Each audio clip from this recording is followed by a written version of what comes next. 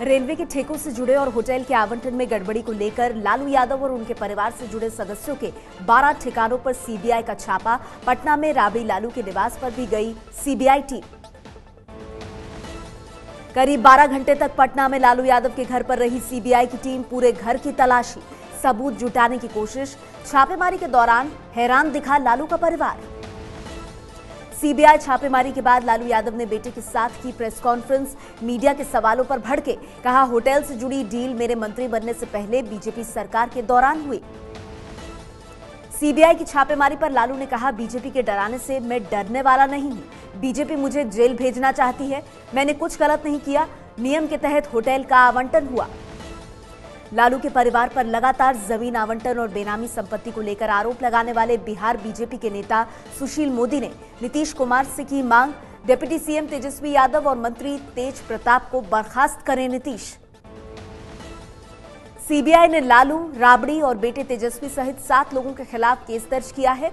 Railway के होटलों के आवंटन में गड़बड़ी के मामले में पटना, दिल्ली, भुवनेश्वर, रांची और हरियाणा के गुरुग्राम के 12 ठिकानों पर सीबीआई की छापेमारी। लालू परिवार पर सीबीआई की छापेमारी को लेकर दुविधा में सीएम नीतीश कुमार। सूत्रों के मुताबिक नीतीश ने जेडीयू के प्रवक्ताओं को लालू के मामले पर कुछ न बोलने का फरमान जारी किया। जर्मनी के हैम्बर्ग में G20 देशों का 2 दिवसीय शिखर सम्मेलन शुरू। जर्मनी की चांसलर एंजेला मर्केल ने प्रधानमंत्री मोदी, अमेरिकी राष्ट्रपति डोनाल्ड ट्रंप, रूस के राष्ट्रपति पुतिन समेत हिस्सा लेने वाले देशों के प्रमुखों का स्वागत किया। सीमा पर तनाव के बीच G20 सम्मेलन में चीनी राष्ट्रपति शी जिनपिंग और प्रधानमंत्री मोदी की मुलाकात। सूत्रों के मुताबिक मोदी ने जिनपिंग के साथ डोकलाम विवाद पर चर्चा की। जिनपिंग ने आतंकवाद पर भारत के रुख की सराहना की। G20 सम्मेलन में दुनिया के सामने फिर खोली पाकिस्तान की पोल। नाम लिए बिना कहा, कुछ देश राष्ट्रीय फायदे के लिए कर रहे हैं आतंकवाद का इस्तेमाल। कहा, आतंक के खिलाफ दुनिया का जवाब कमजोर। मोदी ने पाकिस्तान के आतंकी संगठन लश्कर-ए-तैयबा और जैश-ए-मोहम्मद की तुलना ISIS से की। पाकिस्तान ने कहा, इलाके में तब तक शांति नहीं होगी जब तक कश्मीर मुद्दे का हल नहीं निकल जाता। सुरक्षा पर हुई बड़ी बैठक में खुद शामिल हुए थे पाकिस्तानी प्रधानमंत्री नवाज शरीफ। घाटी में तनाव, इंटरनेट सेवाओं पर भी रोक। कल आतंकी बुरहान वानी की पहली बरसी पर तनाव की आशंका के मद्देनजर श्रीनगर के 5 थाना क्षेत्रों में कर्फ्यू लागू। शुक्रवार यानी जुमे के दिन श्रीनगर की सड़कों पर दिखा सन्नाटा। अक्सर शुक्रवार को यहां अलगाववादी करते हैं हंगामा और पत्थरबाजी। आतंकी बुरहान वानी की बरसी के चलते शहर के 5 थाना इलाकों में लगा है कर्फ्यू। कश्मीरी आतंकवादी बुरहान वानी की बरसी को लेकर सुरक्षा के मजबूत इंतजाम। लगातार गश्त पर हैं सुरक्षाकर्मी। लोगों को एक जगह रुकने पर लगाई जा रही है रोक। कश्मीर के पत्थरबाजों से निपटने के लिए सुरक्षा बलों को मिल सकता है बदबू बम। इत्र के कारोबार के लिए मशहूर कन्नौज में बम पर हो रहा है शोध। बम के फटने पर फैलने वाली दुर्गंध से उस जगह ठहर ही नहीं पाएंगे उपद्रवी। जम्मू पुलिस ने अखनूर सेक्टर में सीमा से सटे गांव से एक 12वीं के छात्र को हिरासत में लिया। व्हाट्सएप और फेसबुक के जरिए पाकिस्तानी खुफिया एजेंसी ISI को खुफिया जानकारी देने का आरोप। आरोपी को सेना में भर्ती करने और महिलाओं से दोस्ती का झांसा। पीएम मोदी के इजरायल दौरे से यूपी के मुख्यमंत्री योगी आदित्यनाथ बेहद खुश। बोले, 70 साल से कोई प्रधानमंत्री इजरायल नहीं गया। नेताओं को था वोट बैंक चले जाने का खतरा। मोदी सरकार की राह पर चली यूपी की योगी आदित्यनाथ की सरकार। 50 साल से ज्यादा उम्र के सरकारी कर्मचारियों के काम की समीक्षा होगी। नाकारा कर्मचारियों को रिटायरमेंट लेने को कहा जाएगा। यूपी के रायबरेली के पूर्व बाहुबली विधायक पर लगा फोन पर धमकी देने और हमला कराने का आरोप। सीमेंट फैक्ट्री के ठेकेदार ने अखिलेश सिंह पर पहले काम छोड़ने की धमकी देने का आरोप लगाया। धमकी की ऑडियो रिकॉर्डिंग सामने आई। पश्चिम बंगाल के हिंसा प्रभावित इलाके बशीरहाट में घुसने की कोशिश कर रही बीजेपी नेता रूपा गांगुली गिरफ्तार। रूपा की अगुवाई में बीजेपी नेता हालात का जायजा लेने बशीरहाट जा रहे थे।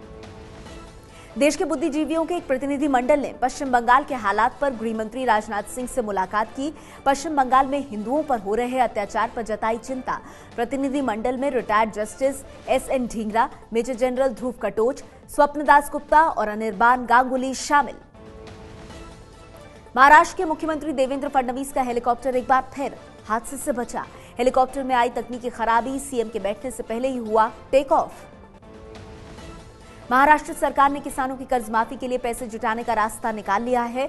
महाराष्ट्र सरकार ने मुख्यमंत्री राहत कोष से पैसे निकालकर किसानों का कर्ज माफ करने का फैसला किया। मुंबई के बांद्रा पूर्व इंदिरा नगर में जमीन के अंदर मौजूद पानी की पाइपलाइन फटी। पानी का फोर्स इतना ज्यादा था कि लोगों को संभलने का मौका भी नहीं मिला। चपेट में आने से 8 महीने के लड़के और 9 साल की लड़की की मौत। जीएसटी लागू होने के बाद मेडिकल स्टोर में कुछ दवाओं की कमी, मरीज परेशान। नया स्टॉक भेजने से पहले जीएसटी कैलकुलेशन में हो रही परेशानी बनी वजह। मध्य प्रदेश के इंदौर में नगर निगम की लापरवाही के चलते लाखों मछलियों की मौत। बिलावली तालाब को गहरा करने के दौरान पानी दूसरे तालाब में डाले जाने से मर गई मछलियां। उत्तराखंड के पिथौरागढ़ के धारचूला में तेज बारिश के बाद चलती कार पर गिरा पहाड़ का मलबा। हादसे में कार सवार 5 लोगों की मौत। यूपी के गोंडा में घाघरा नदी एक बार फिर से तबाही मचा रही है। नदी उफान पर है। कई गांवों में पानी भर गया है। सैकड़ों परिवार गांव छोड़कर सड़कों पर रहने को मजबूर हैं। बारिश से पश्चिम बंगाल की राजधानी कोलकाता बेहाल। भारी बारिश के बाद शहर में पानी भरा। विपक्ष ने ममता सरकार पर उठाए सवाल। गंगा और यमुना नदी को जीवित व्यक्ति के बराबर के दर्जे पर फिलहाल ब्रेक। उत्तराखंड हाईकोर्ट के फैसले पर सुप्रीम कोर्ट ने लगाई रोक। उत्तराखंड हाईकोर्ट ने नदियों की देखभाल के लिए दिया था फैसला। बेंगलुरु के सेंट्रल कॉलेज मेट्रो स्टेशन में एस्केलेटर का इस्तेमाल करने पर मेट्रो कर्मचारी ने पुलिस वाले को रोका। पुलिस वाले ने मेट्रो कर्मचारी की पिटाई की। विरोध में मेट्रो बंद रही। हरियाणा के गुरुग्राम में कपड़ा व्यापारी पर रैंसमवेयर नाम के वायरस का हमला। व्यापारी का सर्वर हैक कर 26 लाख की फिरौती मांगी। गुरुग्राम पुलिस की साइबर सेल कर रही है जांच। राजस्थान के बीकानेर के सोनगरी इलाके में पटाखे के गोदाम में धमाका। धमाके में 5 लोगों की मौत हो गई, जबकि 12 से ज्यादा लोग बुरी तरह घायल। धमाके की वजह से गोदाम के पास के 3 मकान क्षतिग्रस्त। दिल्ली के दिलशाद कॉलोनी में बिल्डिंग के बिजली मीटर में आग लगने से 4 लोगों की दम घुटने से मौत। 2 लोग बुरी तरह घायल। आग लगने से कई दुपहिया वाहन भी जलकर खाक। सुप्रीम कोर्ट ने कहा, आधार कार्ड से जुड़ी सारी सुनवाई संवैधानिक बेंच करेगी। सरकारी सुविधाओं का फायदा लेने के लिए आधार जरूरी बनाने के मामले में चल रही है सुनवाई। अगर मोबाइल फोन या क्रेडिट कार्ड का बिल 30 जून या उसके पहले जारी किया गया है तो आपको उस पर ऊंची दर वाली जीएसटी नहीं चुकानी होगी। पुराने मोबाइल क्रेडिट कार्ड बिल पर सर्विस टैक्स ही लगेगा, जीएसटी नहीं।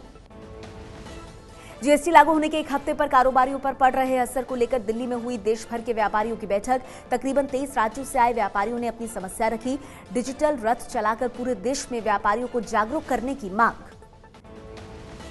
सुप्रीम कोर्ट ने आईआईटी दाखिले के लिए चल रही काउंसलिंग पर रोक लगाई। प्रवेश परीक्षा में बोनस नंबर देने की प्रक्रिया में कथित गड़बड़ी की शिकायत पर रोक लगाई। सोमवार को मामले की अगली सुनवाई। 23 जुलाई को संसद में होगा राष्ट्रपति प्रणब मुखर्जी का विदाई समारोह। 25 जुलाई को खत्म हो रहा है उनका कार्यकाल। दोनों सदनों की तरफ से दी जाएगी विदाई। छत्तीसगढ़ के दंतेवाड़ा में प्रशासन की नाकामी का जनता ने दिया शानदार जवाब।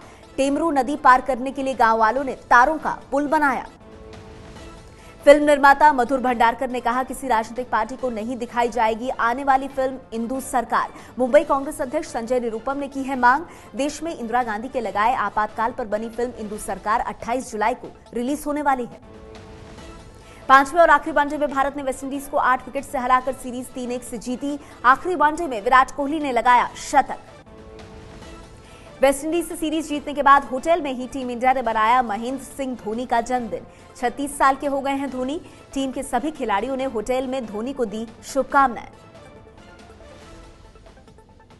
ये है एबीपी न्यूज, आपको रखे आगे।